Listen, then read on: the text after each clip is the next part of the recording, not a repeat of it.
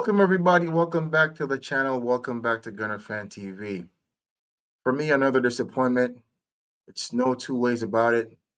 Mikel Arteta, for me, is a coward coach. Yes, he's inexperienced, but even though you're inexperienced, you could be brave. You can be brave as an inexperienced coach, but he's also a coward, man. And I've heard somebody on YouTube, I think it was Curtis Shaw, who kept saying that he has an inferior complex. Maybe he really feels inferior to these big teams.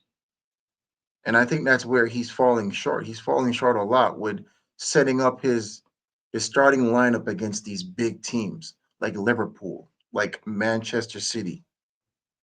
He constantly makes the wrong selection. I think my 12-year-old daughter could have managed that game better than Mikel Arteta did. His starting lineup was atrocious. Everyone and anyone who's an Arsenal fan or who's remotely associated with Arsenal could have set up a better starting lineup with the quality that we had. I feel like 95% of the fans had the same lineup that they would have put out there.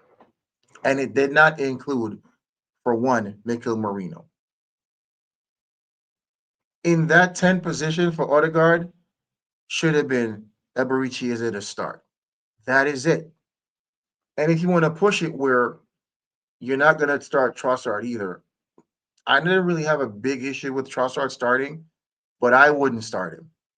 I would have definitely had Eze on that side, Ethan in the middle, or if you're going to start Trossard, you have Trossard out there and you have Eze for sure in the number 10. Not Mikel Marino. Not at home. You have to send a message at home.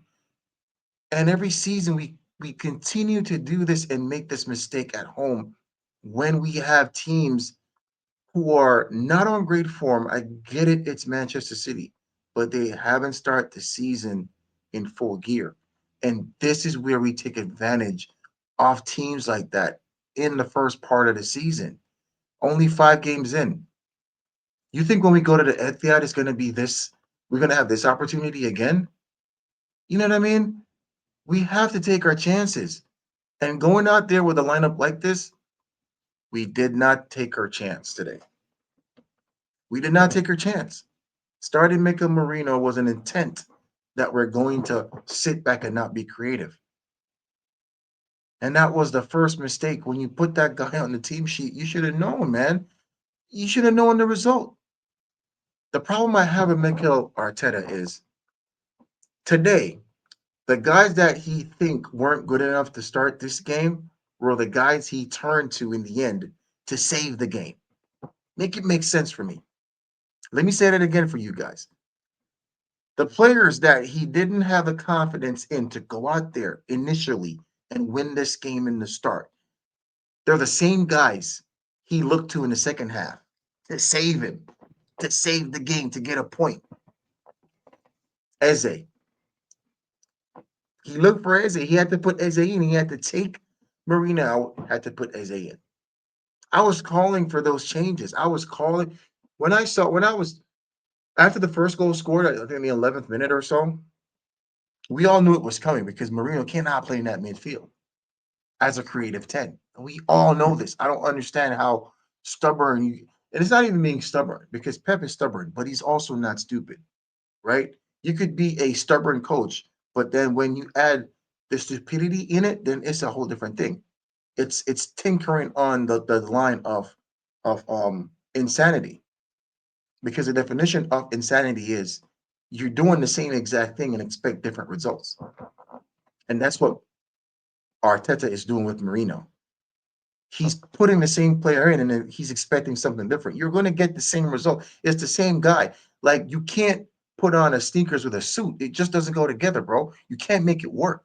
And that's what you're doing, bro. You're trying to do that thing with Mourinho that's not going to work. It's not his style. The way you coach, the tactics you have, it's not going to work.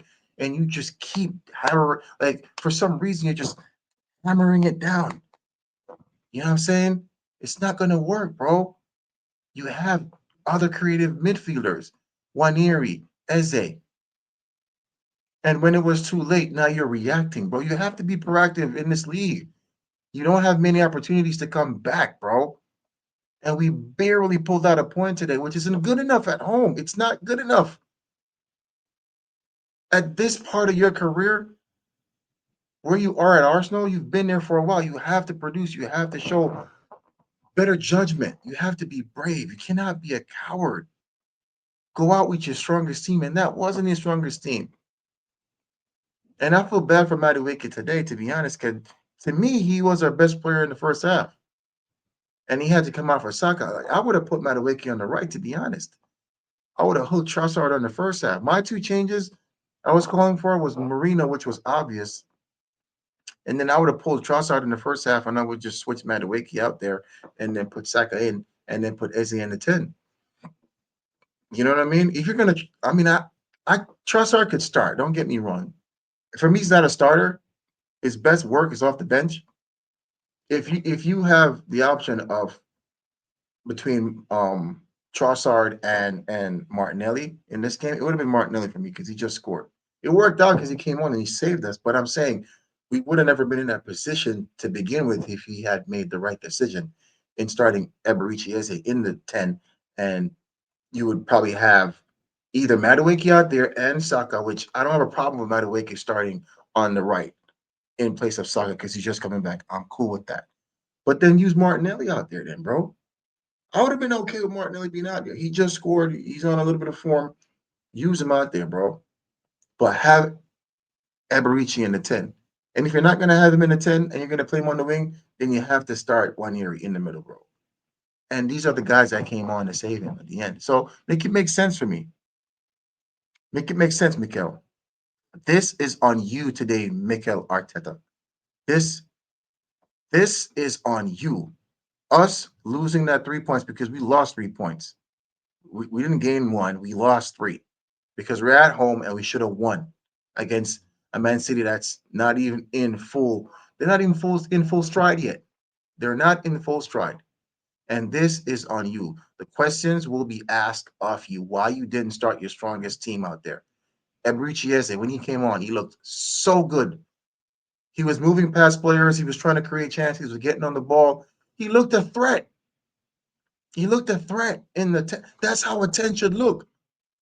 Dare I say, dare I say, he looked better than Odegaard. To me, he looked better than Odegaard in that position because Odegaard hasn't been doing anything for us since the last season and a half now, bro. So for me, he looked even better than Odegaard. Mikel Marino's not even close to his class, bro. We saw him against City in the FA Cup final where he scored. Eze is quality, bro. He's class. And as a result of that, the team around you is failing. Gyökeres is failing. And I've said this in previous videos. If Arteta doesn't change his style of play, Gyökeres is going to look less than an average player, bro. And he's starting to look like less, less and less of a good player. Like he's looking like an average player or less, not even an average player, bro. Less than an average player, to be honest. You know what I'm saying? Like he's gonna struggle, and you cannot bring this man into the team after all he's been through, the sacrifices he made, bro, to come to this club, to come to Arsenal. You know what I'm saying? To repay him like that, bro. Whether or not you wanted him or whatever, he's at Arsenal now. I know probably that wasn't his signing. He wanted Sesko. Thank God we didn't get Sesko because look what he's doing now.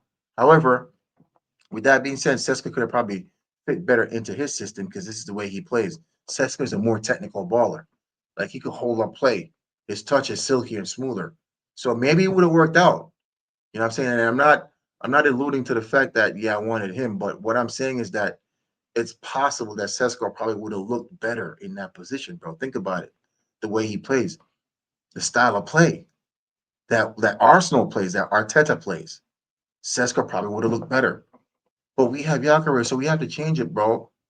Pep did it with his team when Holland came in, and people were saying that it can't, it's not going to happen. He can't do it because, you know what I'm saying, he was playing with a false nine, and now you have a striker. How are they going to adjust? The man scored 44 goals, bro, 40 something goals. in that season. So why can't we do it? Why can't Arsenal adjust the Gyökeres, bro? Come on, man. Don't let this man fail at Arsenal, Mikel.